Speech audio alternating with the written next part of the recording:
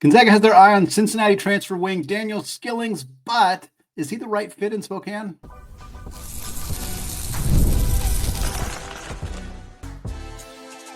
You are Locked On Zags, your daily podcast on the Gonzaga Bulldogs. Part of the Locked On Podcast Network, your team every day.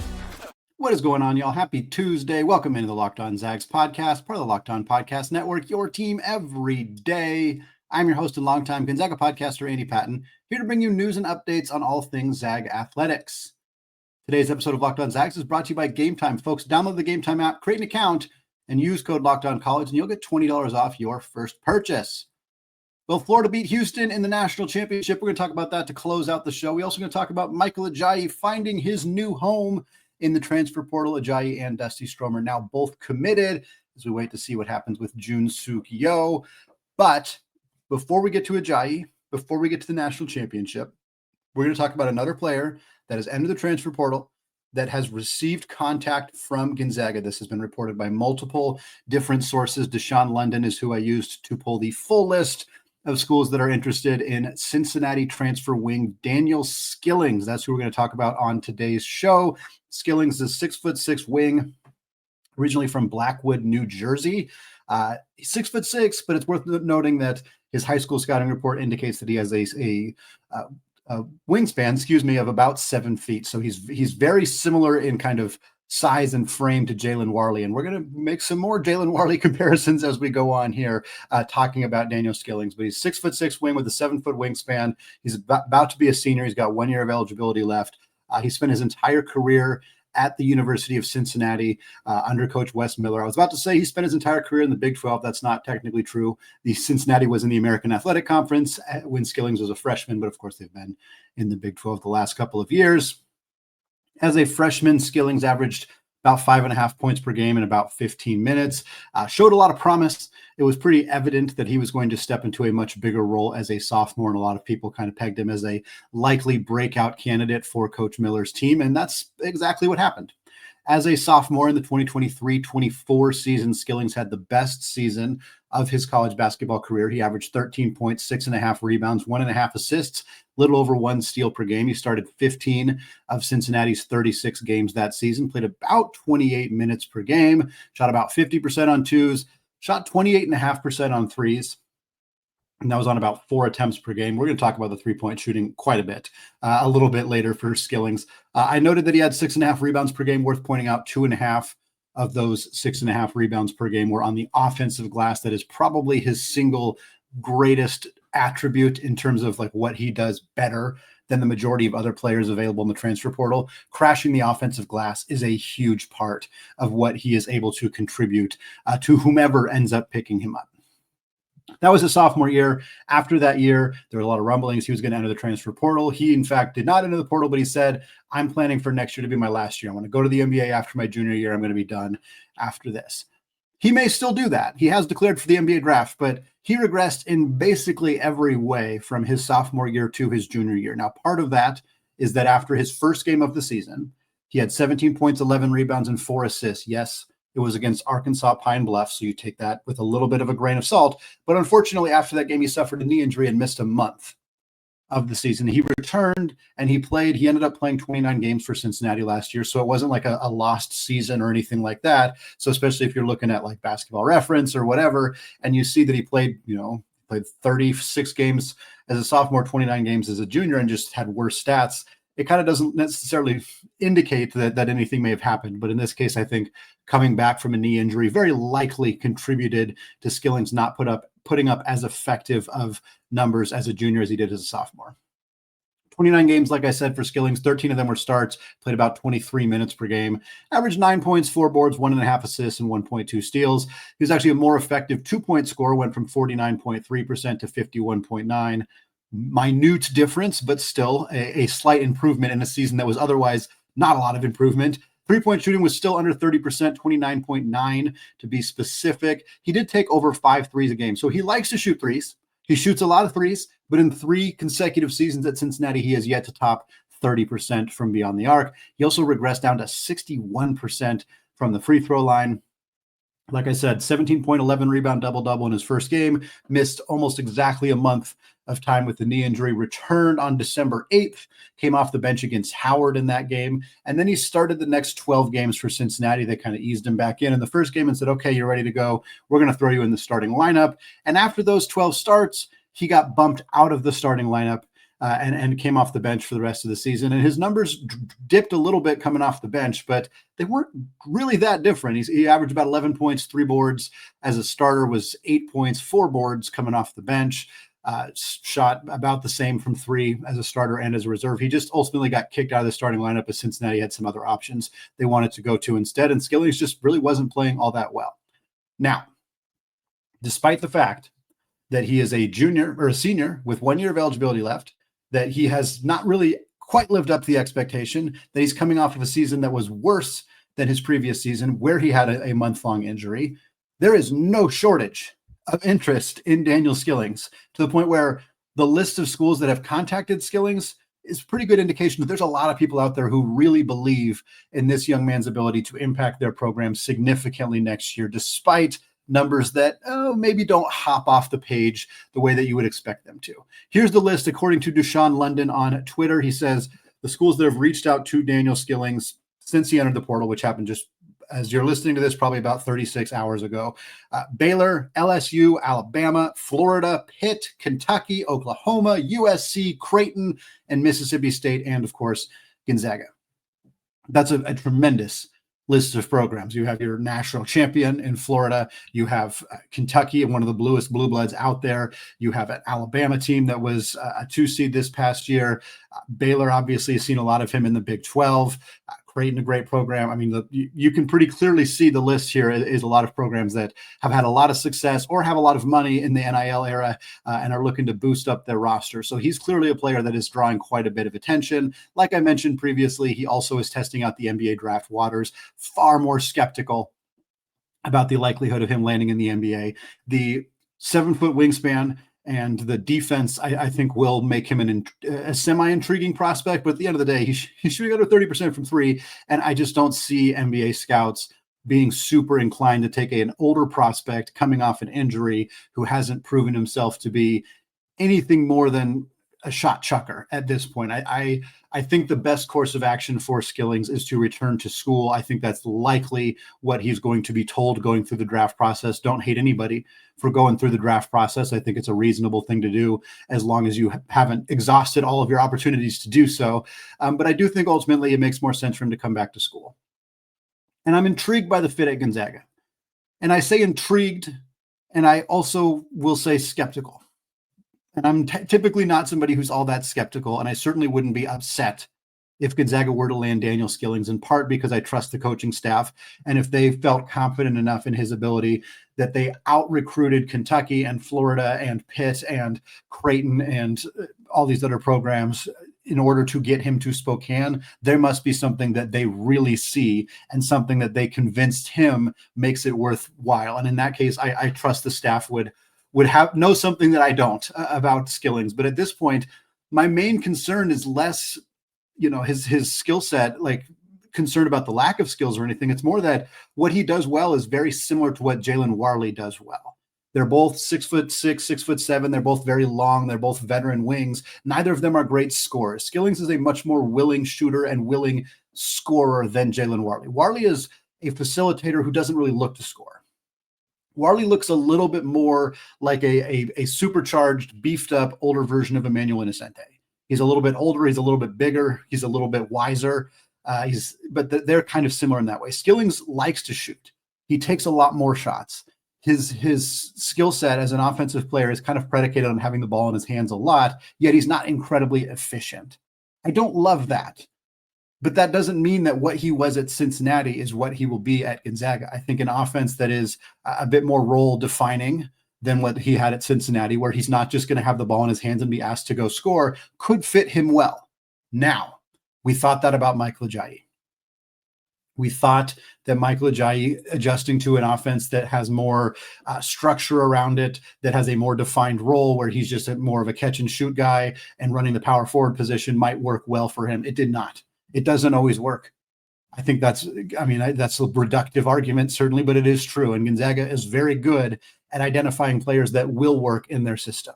They missed with Ajayi. We'll talk about that in the second segment. It happens. Daniel Skillings, in some ways, is reminiscent of that.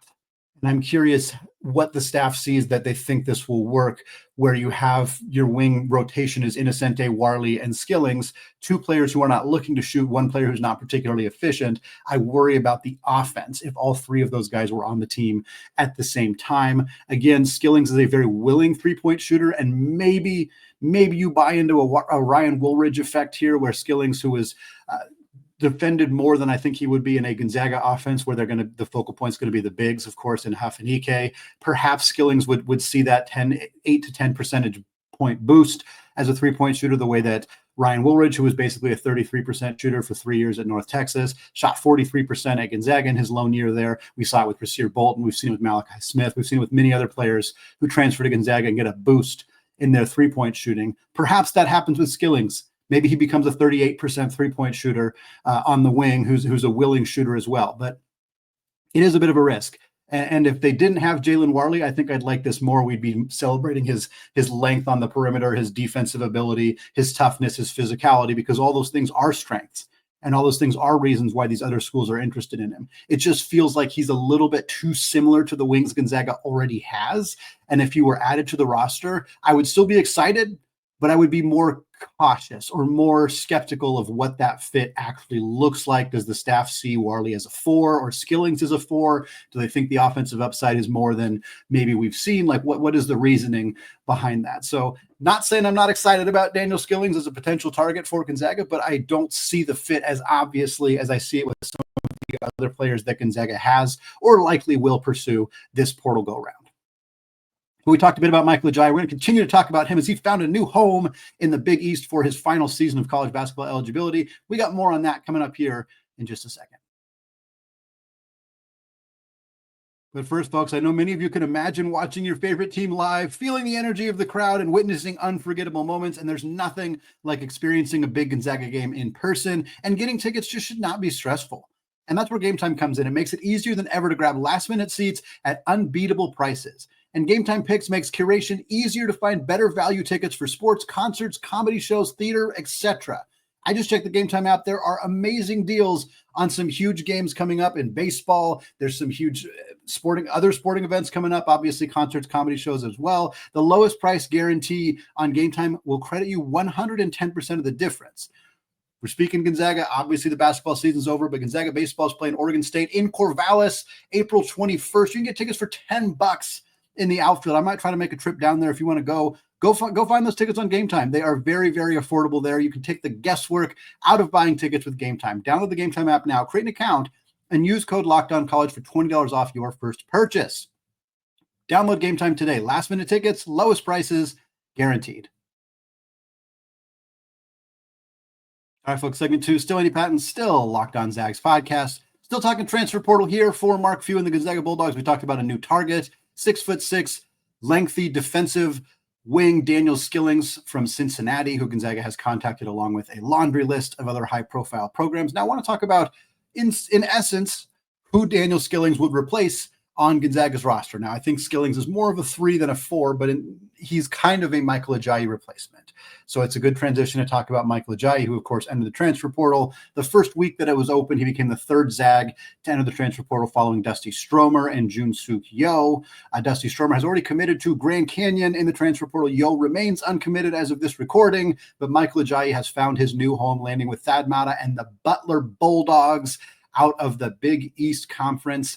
Ajayi has 1 year of eligibility remaining. He spent the first 2 years of his post-high school career at Pierce College at the junior college level in Kent, Washington, near his hometown. He was discovered by Lorenzo Romar, who was up in Seattle, of course, the longtime former head coach at the University of Washington, saw Michael Ajayi working out, recruited him to come down to Pepperdine, a very, very smart move by Lorenzo Romar. Nobody's ever questioned his recruiting ability. It's kind of everything else that has been questioned, but he saw something in Michael Ajayi, and he was spot the heck on with that. Ajayi comes to Pepperdine, his first year of Division I basketball and immediately leads the WCC in scoring, 17.2 points, just under 10 rebounds. He was an all WCC first teamer, immediately blossomed into an NBA caliber prospect on that Pepperdine team that also had Javon Porter and also had Houston Millette and didn't do anything in terms of winning games. That's the Lorenzo Romar experience for you. Ajayi hits the transfer portal after his season at Pepperdine, also declares for the NBA draft, fairly quickly commits to Gonzaga in the transfer portal, but remains in the NBA draft process until the final day. Again, do not blame anybody for doing that. Decided finally, hey, I'm going to go back to school. I thought this made sense for him to go from a program where he was the focal point and playing a role that wouldn't really suit him at all in the NBA. He's not going to be a ball dominant player at that level. So you go to a program like Gonzaga where you're going to play more of a role. You're going to be more off ball. You're going to kind of fill the role that's more similar to what you'd play in the NBA. That all made sense to me, but unfortunately for Ajayi, that role just never really worked for him at Gonzaga. He was a starter early in the year, came off the bench for the majority of the season after struggling for a while, and late in non-conference and early in conference play. Ultimately finished his one season in Spokane, averaging 6.5 points, 5.5 rebounds in about 19 minutes per game. He shot 54% on two-pointers, more efficient there, in part because a lot of his offense came in transition, easy opportunities to score when you're getting steals and getting out. And when somebody like Ryan Nemhard's delivering you the basketball, you better be able to score efficiently around the rim or inside the arc. But Ajayi's three-point shooting, which was 47% at Pepperdine, and that was on 2.5 attempts per game. We talked about the low volume being something we were about skeptical with Ajayi, but for the record, 2.5 attempts per game is not that low of a volume.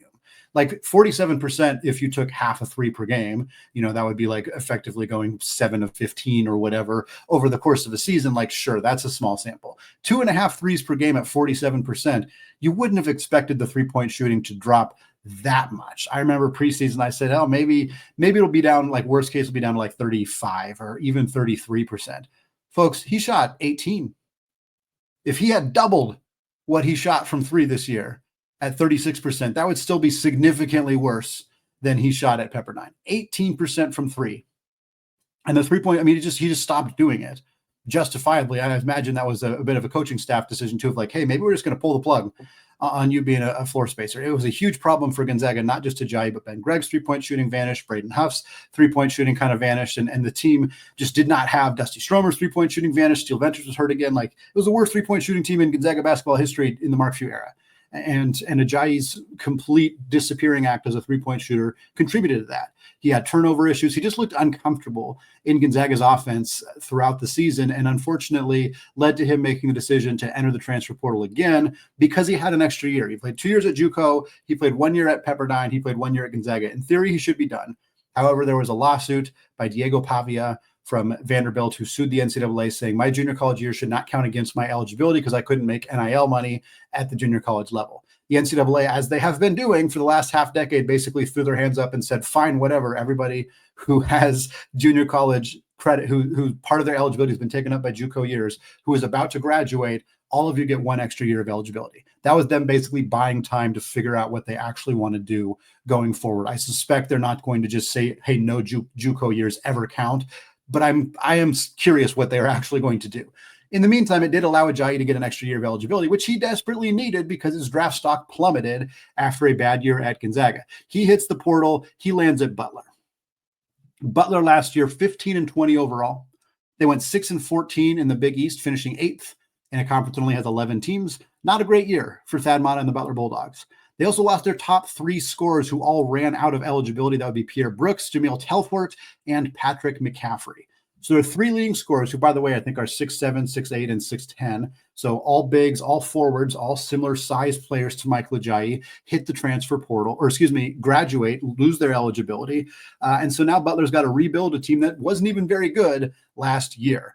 So we'll see kind of how the fit works here. They have already added Jalen Jackson from Fort Wayne. They added Yame Butler from Drexel. Yes, they added a player named Butler to Butler. That's going to be confusing for folks who watch Big East hoops this year. So they brought in a couple of mid-major guys. Ajayi is kind of the biggest fish that they've added so far. And I think the fit makes sense in the sense that he's going to be given a role more similar to what he did at Pepperdine for a team that plays a more competitive conference and that has a little bit more notoriety. Like putting up 17 at Pepperdine will get you attention from high major programs. Putting up 17 at Butler will probably get you in the NBA. Whether it's deserved or not, if he shoots 47% from three again, Gonzaga fans are going to throw their hands up. What the heck happened? But also, he'll probably get some serious attention. I'm not saying I think that's going to happen necessarily, but Butler's an offense that is less regimented, less structured around specific roles, and I think that is what really hung up Ajayi. It just wasn't a great fit. It happens. It's not really Mark Few's fault. It's not really Michael Ajayi's fault. It just happens. And the fit wasn't really there. I think the fit will be better at Butler. I do think that means he'll have a more productive season. That doesn't mean that Gonzaga is wrong or bad or anything like that. It just means that he wasn't a fit in the system the way that he thought he was going to be, the way that the staff thought he was going to be. And hopefully that results in him finding a fit that does make more sense for him at Butler. I'll be watching. I'll be keeping a close eye. We mentioned Dusty Stromer going to Grand Canyon. Another one we'll be keeping an eye on as well. And of course, if we hear about Junsook Yo, whether he ends up going back overseas to play professionally closer to home, whether he ends up playing his last year at a D1 level, we'll talk about that on the show as well. But right now, I want to move on to talk about the national championship. Monday night, we got an epic Final Four and an epic national championship. The 4-1 seeds. I know we missed the parity, but it was still fun seeing these four teams square off against each other. We got a Florida win. We're going to talk about what that means for Gonzaga in some senses, what that means for the WCC, as we had some familiar faces cutting down the nets. All that coming up here in just a second.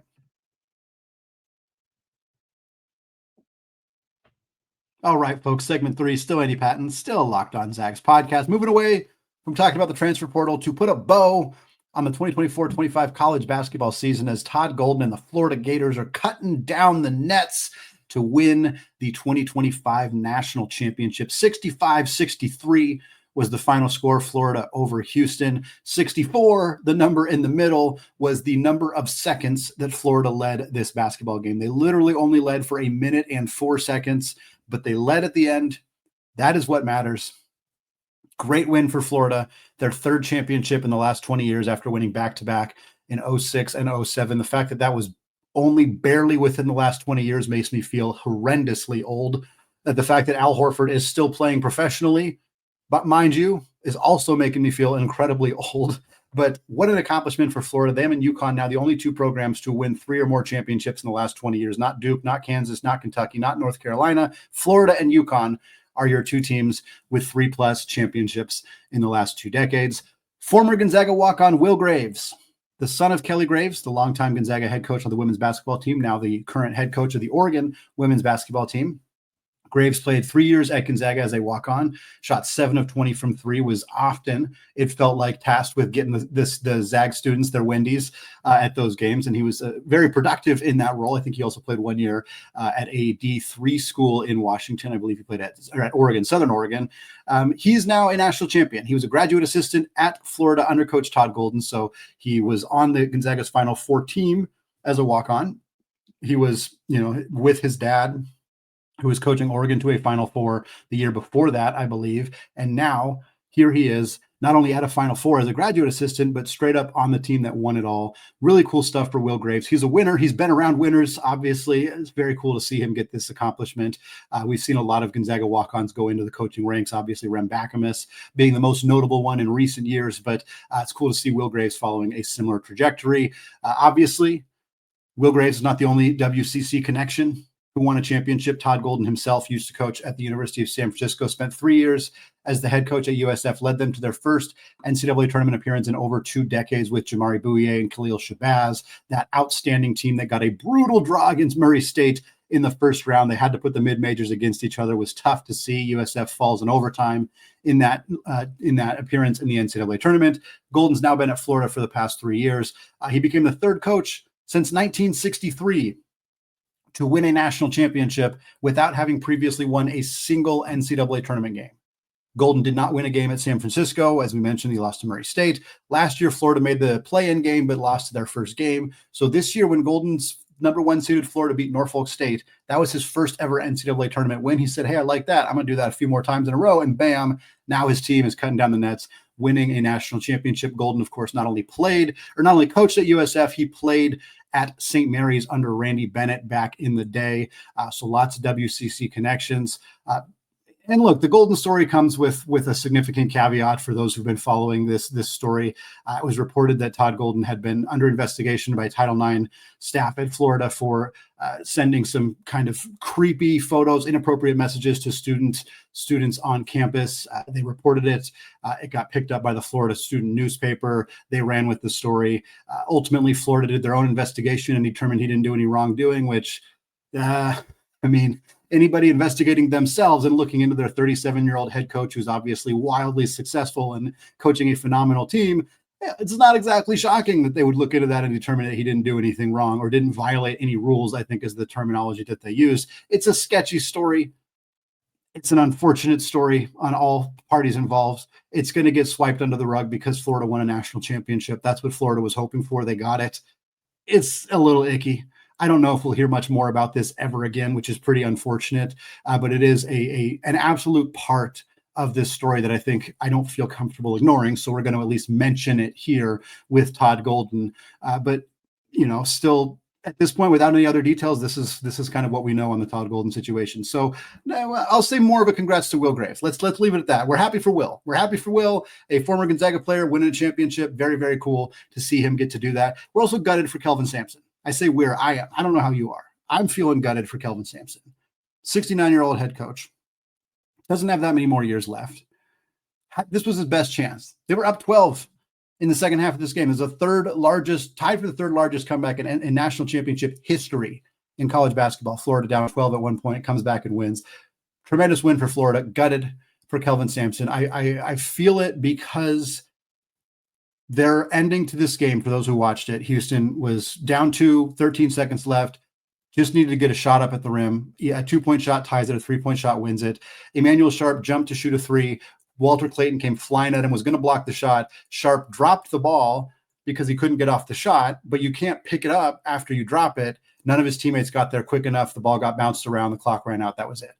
Devastating way to lose. Very reminiscent of how Gonzaga lost to Houston in the round of 32. They needed a shot. Caliph Battle tried to get a 3-point shot up. Couldn't even get the look. Like you get the shot up, you miss off the rim or whatever. At least you got the look up. Not even getting the shot up is a particularly devastating feeling.